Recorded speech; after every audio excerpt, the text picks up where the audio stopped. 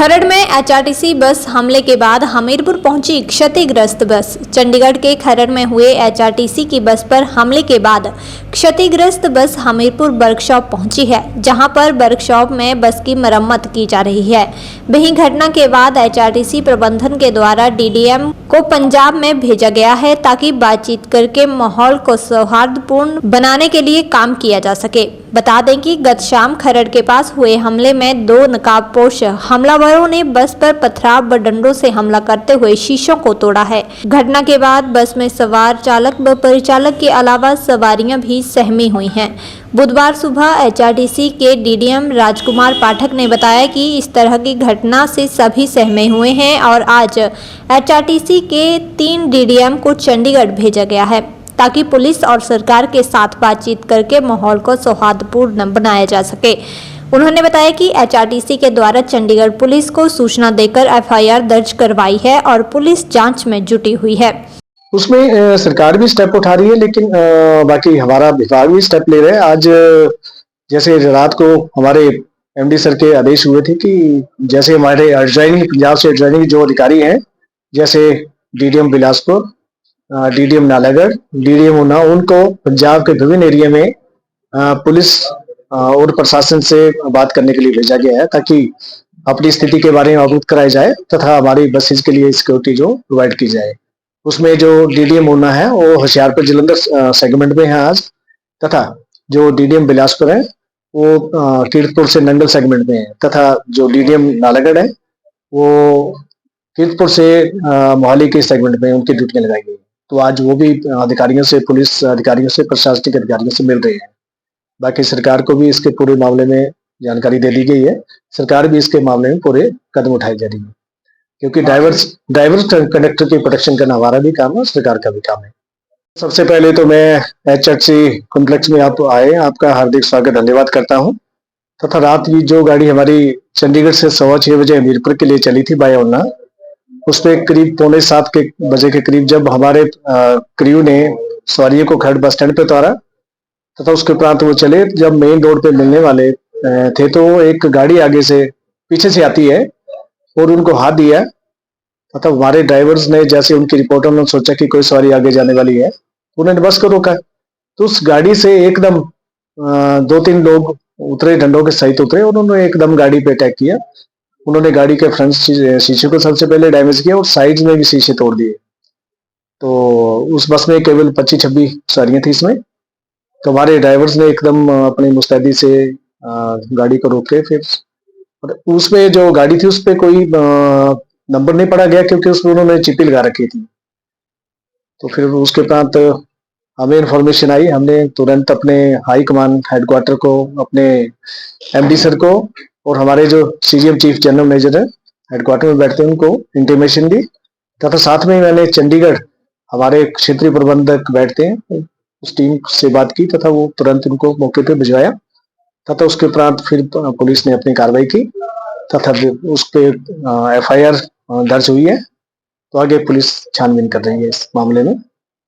9 years ago, Super Magnet Group took the first humble step towards reinventing school education by establishing a school to cater the need for fastly changing scenario in education. With just 5 students, the journey started through culmination of 3 young minds, Engineer Shagundar, Mrs. Vatika Sood and Mr. Amit Kapil, has blossomed into a thriving educational group having more than 1,000 students.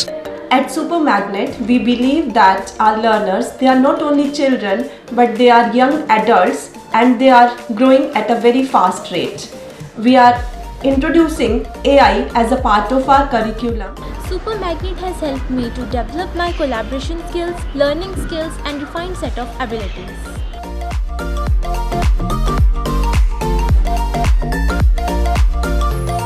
I have the opportunity to be the captain of our school team.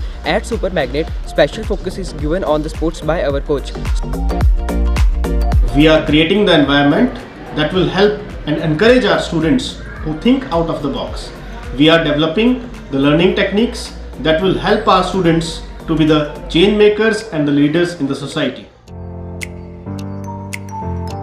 It's not just a school, but a family to all of us.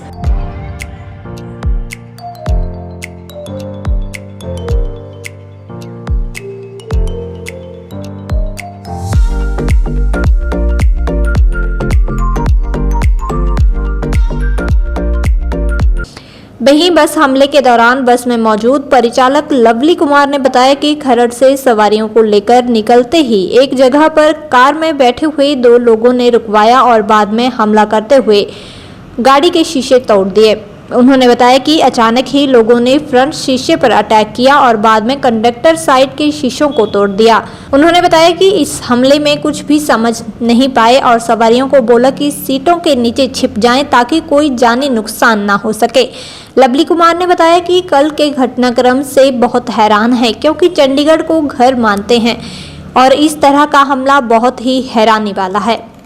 Kharar bus stand से हमने सवारी load की और hardly हम 250-300 metre निकले थे खरड़ bus stand से कुराली की तरफ।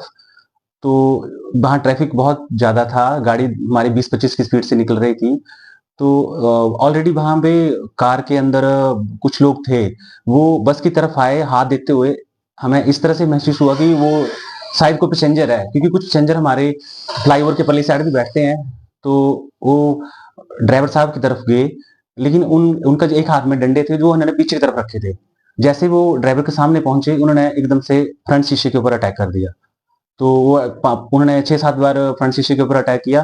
फिर वो घूमते हुए कंडक्टर साइड की तरफ निकल गए और जो शीशे कंडक्टर साइड के थे बस के, वो भी उन्होंने डैमेज किए। और हमारी सवारियां सारी सेफ रही, भगवान के दया से किसी को चोट नहीं लगी और ड्राइवर साइड भी सेफ रही गाड़ी की, क्योंकि उस साइड में रोड का डिवाइडर था तो डिवाइडर पे नहीं चढ़ सके वो। हमने कोशिश की वीडियो बनाने की, लेकिन इतना सब कुछ इतनी जल्दी हो गया कि हम समझ नहीं पाए कि क्या हो गया और क्या हो रहा है ये।